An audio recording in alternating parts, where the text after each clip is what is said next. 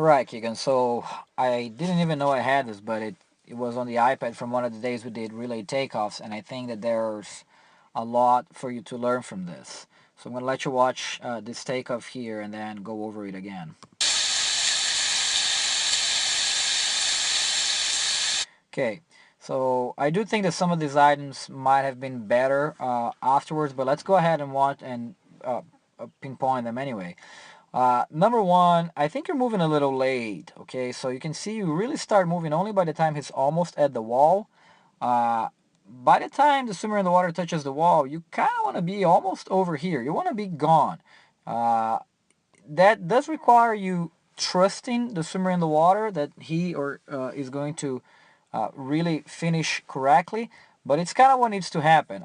That's how you get a better relay takeoff, by really trusting that the swimmer in the water is going to get to the wall as he should. All right. Number two, I like you to draw some attention here towards your hips. Okay, and you are kind of dropping those hips down to get some power, but I think you can do even more. I think you can really think about just doing a maximum a high jump.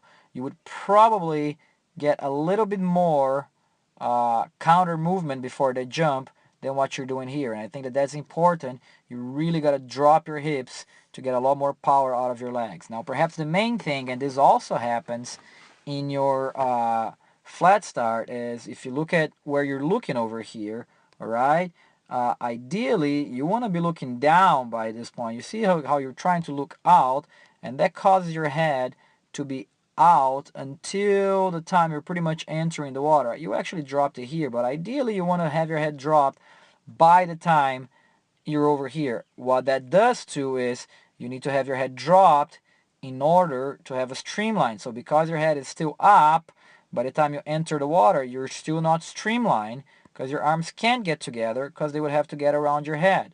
So again, you have to drop your head earlier here in order to be able to streamline and reach the water in a streamlined position.